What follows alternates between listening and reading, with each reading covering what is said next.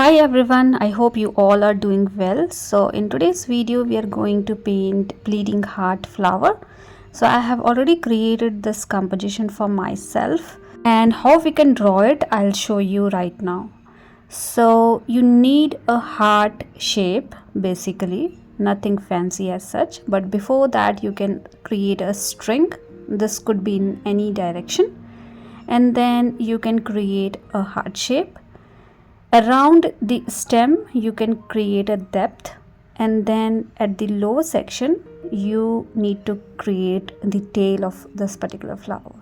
But before that, make sure you have a nice heart shape, and then you can have a fine negative space at the bottom section and create two outgrowth from left and right. So this is the flower that we need to create. You can create as many as you can, and then for the leaf you can have 3 leaves together like this. This you can call it like a deep serrated leaf, but basically you need to create a couple of leaves, combine those together to create bleeding heart leaf.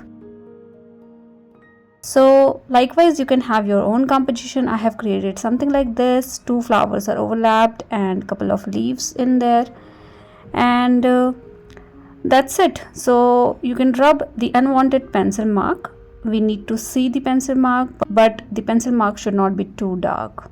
So just rub it, and then we can start with our watercolor. Now with the help of violet color I'm going to create a couple of area a little darker. So I'm using it as a shadow color, and you can have little mark around your flower area wherein you need little darker color.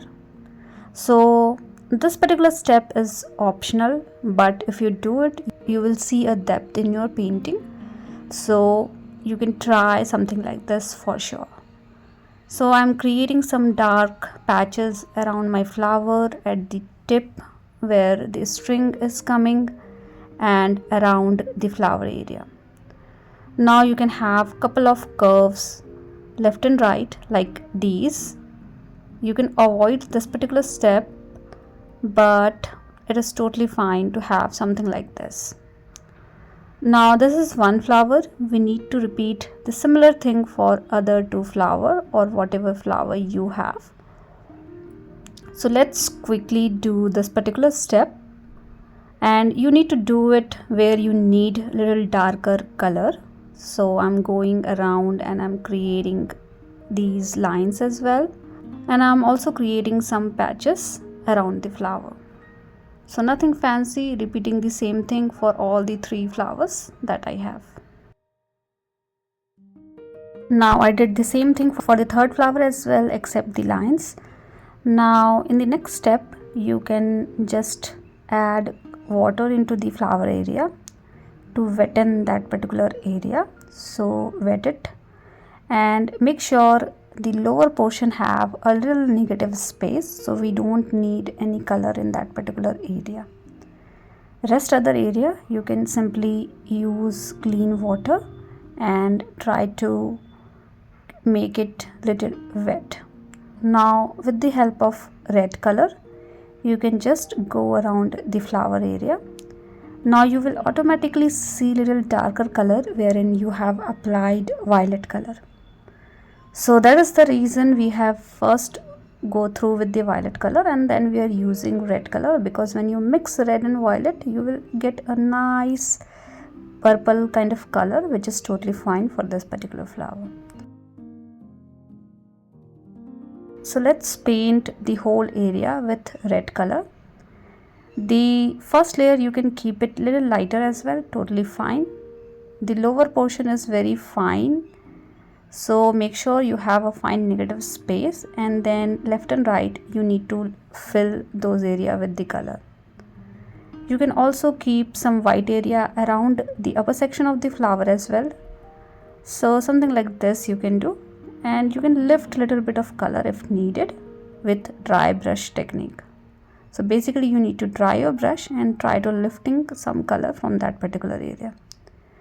Now we need to do this particular step for all the 3 flowers that we have. So let's quickly do it. for the second and third flower as well.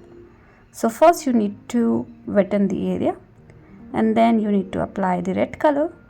This color eventually goes on the lighter side when it gets dried, but that is totally fine because this is not the final color. We need to paint one more layer, so it is totally fine to have little lighter color. And we need to repeat the same thing for the third flower as well.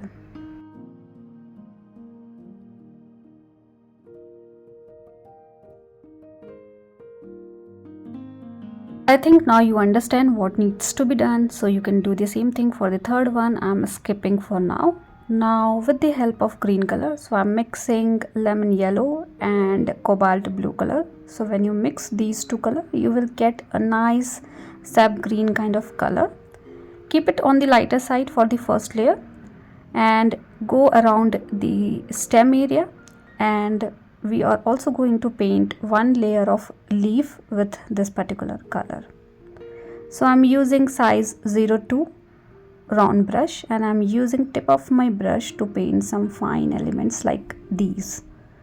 Make sure you have some extended string to connect the flower with the main stem. Also we need fine outgrowth around the stem area, which we can do later on with the darker color. Before that, I'm going through the leaf area. So leaf is basically, you need to create a deep serrated leaf, and for that you need to combine multiple strokes together. So I'm doing it with the help of lighter green color for the first round, and definitely we are going to add some darker color as well. But first let's paint all the leaf that we have with this particular color. You can do a little bit of overlapping between the stem and the leaf as well, and you can definitely do a little bit of overlapping with the flower and the stem too, which I have not done, but you can definitely do that. So this is the first layer of my leaves with the lighter shade of sap green color. Now to make it little darker, to make the color little darker, what we need to do is we need to add more blue into the existing green that we have, and you will eventually see the darker green color. So this is the green, and you can also mix little bit of red to make it more dark. So with the help of this particular color, you can add some outgrowth around the stem area, the fine outgrowth like these. Also you can go around the stem area, and you can also paint couple of leaves with this particular color. So I'm going through my leaf area itself, keeping half of the leaf little darker and half of the leaf little lighter. So basically, if you are able to see both the color or the transition of lighter and the darker color, it is better. And something like this you can do for all the leaves that you have. So you can see the lighter and the darker color both, which is better as compared to keeping only one color for the leaf.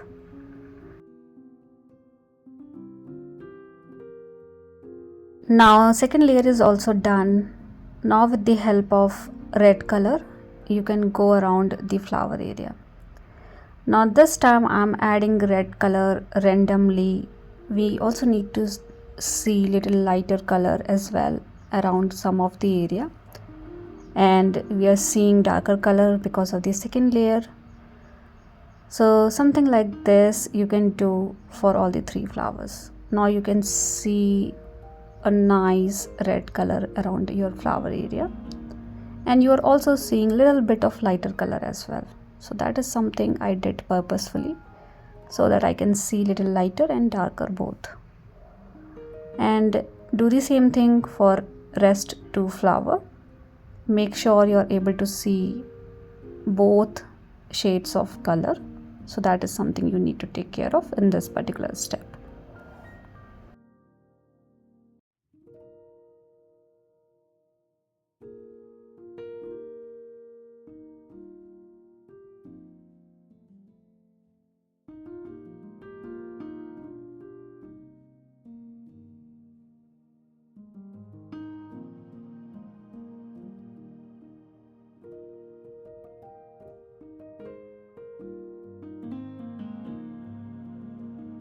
Now I'm done with the all the three flowers. You can see a fine negative space in between the flower and some shiny area as well.